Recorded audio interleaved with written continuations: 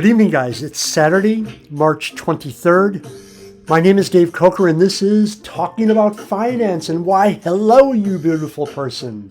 Why, hello, you smart person. Why, hello, you person who decided they wanted to be rich, but you were smart enough to realize the risks of just buying stocks, of buying any stocks, especially index funds that are all so easily touted by finfluencers as the way to get rich. You're a person who is smart enough to realize cash flow rules and the joy of payday, where you work for your money, is much, much sweeter. When you don't work for that money, but you still get paid. That the single best way to build wealth over a long period of time, even better, when you finally decide your work days are over, is to have cash flow that continues. You still get paid, but you don't have to sell stocks according to some silly rule. And I've seen them all. The 4% rule, the 6% rule, the 2% rule. And then the knuckleheads came up with something called guardrails. Total bullshit. Don't listen to it. You were smart enough to realize having cash flow is the common goal of all these different investing strategies. Dividend-paying stocks are where it's at. Dividend-paying stocks are the sweet spot, where financial independence meets and satisfies financial desire. The desire to build wealth, the desire to get rich, the desire to have cash, and the desire to get paid. No matter what you do and no matter what conditions in the market are, because the single most important thing in your financial life is getting paid. So make sure you invest to get paid. You're going to get rich the sure way. You're going to get rich the slow way. You're going to buy cash flow, and that's all that counts. But now let's talk about finance. The S&P 500 finished up 2.29% on the week. Three sectors outperformed the index, with communication services and industrials in the lead. 8 sectors underperformed the S&P 500, with only one sector, real estate, booking a loss of some 40 basis points, 0.4%. The VIX traded down on the week to 13.06, started the week at 14.41. The 10-year note closed the week at 4.20, down 0.1% or 10 basis points on the week, and up 0.3% or 30 basis points year to date. Oil closed the week at 80.82, down about 0.3% on the week, and up about 12.8% year to date. And another Friday, and more Bitcoin. It's a habit, my friends. It's not an addiction. As I buy the same amount every week, the same amount I've been buying every week for almost 10 years now. Oh my God, I misspoke. I did get some extra cash, so I did double up on Bitcoin this week. Didn't slam by. I did double up my purchases. I actually bought today as well as yesterday. What can I say except I'm not addicted and I can quit anytime. I think I can. Hopefully you're buying regularly as well. But enough about me and my addictions. Let's see what me and my buddies, some 50 or so finance professionals from all around the planet, talked about last week. And surely you must know us by now. We are Global Wall Street. And between Telegram and our personal networks on LinkedIn and WhatsApp, we know everyone, absolutely everyone there is to know in global finance. And this week we're reporting from the City of London. We're reporting from Canary Wharf. We're reporting from Manchester. We're reporting from Edinburgh. And we're reporting from Glasgow. We have people everywhere, absolutely everywhere that matters. So let's go. 7 slides for 7 days. And get it on, get it on, get it on. Let's all make some money. And this is interesting because for the longest time we've heard about digital nomads and the nomadic lifestyle. And here's an interesting perspective. Yeah, we do know, sadly, especially recently, there are a lot of people working, and not just minimum wage jobs, but there are a lot of people working jobs for what could be considered a good wage, but because housing costs are so out of control in America, They're living in vans and they're living in cars, and it's interesting. That's all I'll say. It's really something's got to be done about that, and I don't know what the exact answer is, except they've got to start to build more affordable houses. Developers, most of them, they tend to target at the high end because they can make open-ended profits as long as it's marketed and sold to the correct people. And demand's been very high. But I do think if they were start to move down the price ladder and build, more affordable homes, not as big though. That's the problem in the States. Everyone's in a McMansion, except for those poor people that are in these vans and stuff. So yeah, they got to start to build smaller homes. That's the biggest problem I see with America in terms of the homes. They build really big homes, and then of course they naturally cost more. It does make sense if you're a developer. You buy a plot of land, you can build an affordable home on it, relatively small, or you can fill the lot with a real monster house and charge much, much more. Not saying it's right, but yeah, it's happening. And here's something that's just overreaction. Now, guys, this is all about cycles. And I just noticed I spelled cycles wrong at the top. I am not dyslexic, whatever it is. I'm not me. I just spelled it wrong. No, but it's all about cycles. And we are seeing, actually, it's starting to mitigate now. Economist is really behind the times. It's starting to mitigate now. But for the past maybe 4 or 5 years, we did see some of the hedge funds and other entities buying up large amounts of property to rent out. They don't want to be in the property business.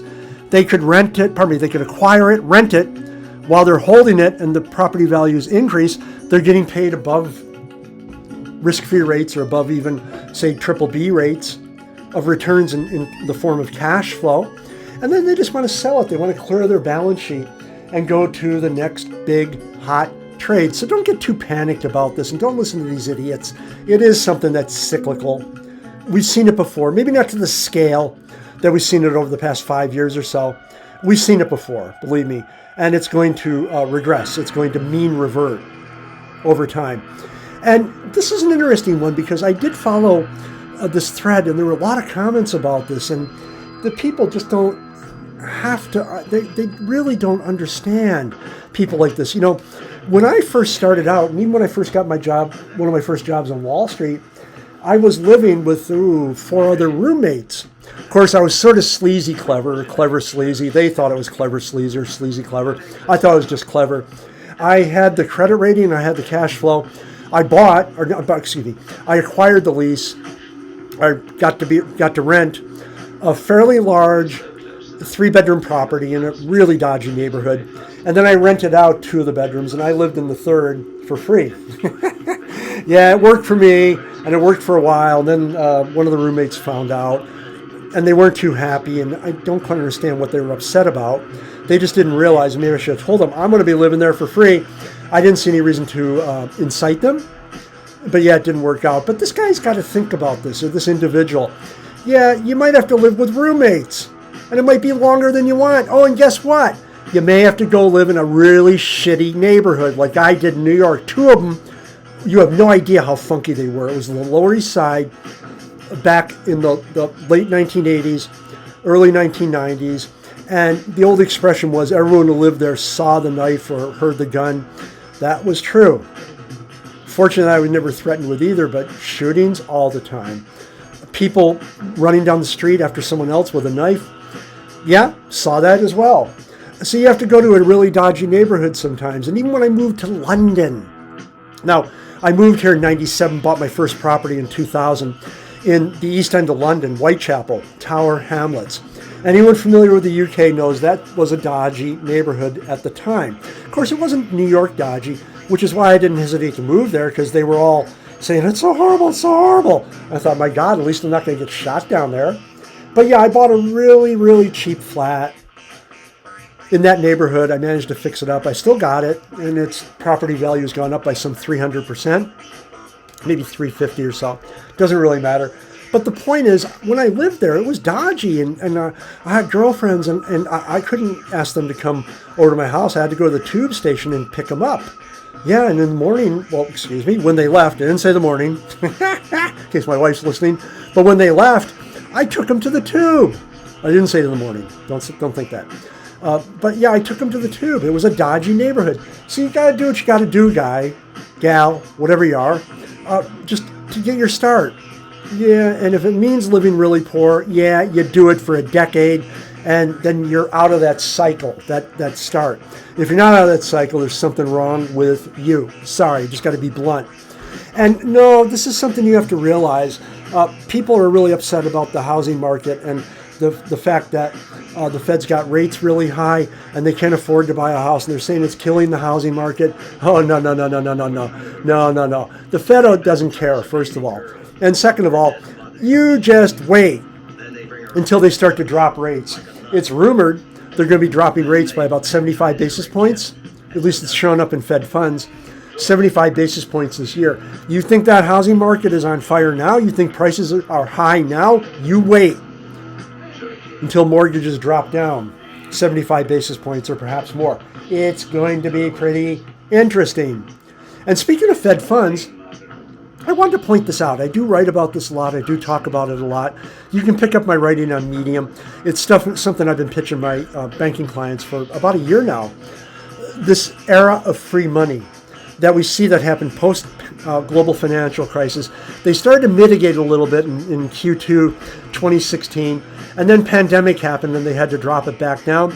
Well, this gave rise to all sorts of distortions in asset prices. This is why we saw meme coins. This is why we saw stocks boom. This is why we saw SPACs emerge. This is why we saw a huge boom in the number of startups. I wrote a whole dedicated article about that entitled, Where Did All the Startups Go? Well, when interest rates are effectively zero in nominal terms, and when interest rates are negative in real terms, which are inflation adjusted, by the way, then all sorts of strange stuff happens. And that is why we have such high inflation now. And no, it's not going to get better, unfortunately, because it does appear the Fed has been politicized. They're talking now about lowering rates. I wrote an article about it. You can take a look go back here. If we take a look in the 80s, late 70s, early 80s, when the Fed, and I don't have CPI here, but when the Fed actually dropped rates really quickly, inflation soared and they had to raise them again. That's what happened. And they're going to end up doing that again. So I'm hoping we're not going to see the era of free money again. Although a lot of people are rooting for it and they just don't know better. It's the same idiots that talk about stocks booming, crypto and meme coins booming, and then they're wondering why everything costs so much.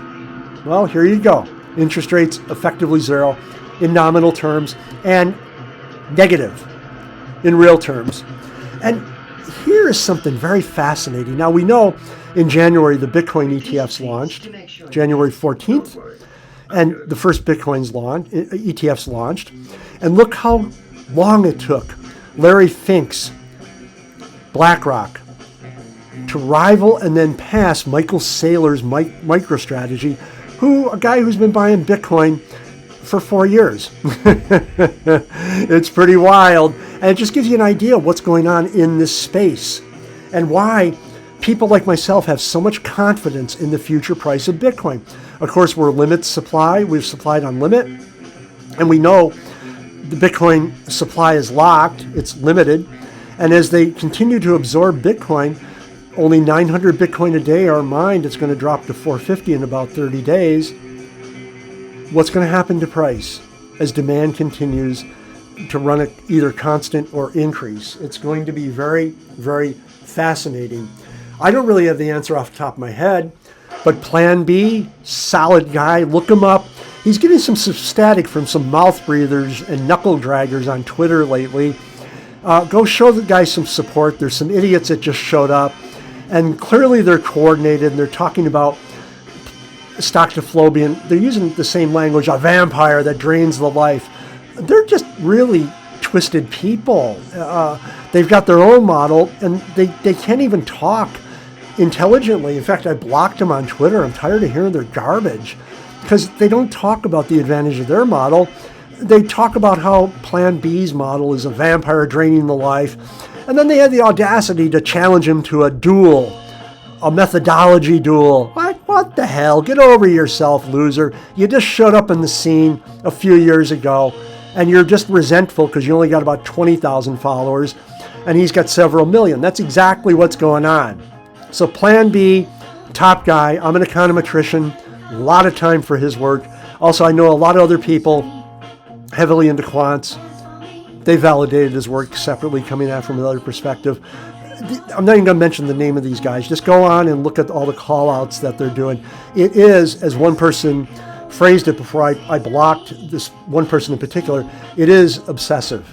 It was going on for days, and I thought, oh God, you're really unpleasant. You're not talking about this intelligently. But anyways, Plan B is showing us where the price of Bitcoin is going to trend up to. Pay attention to the black line. It's the price that's predicted by stock and flow model.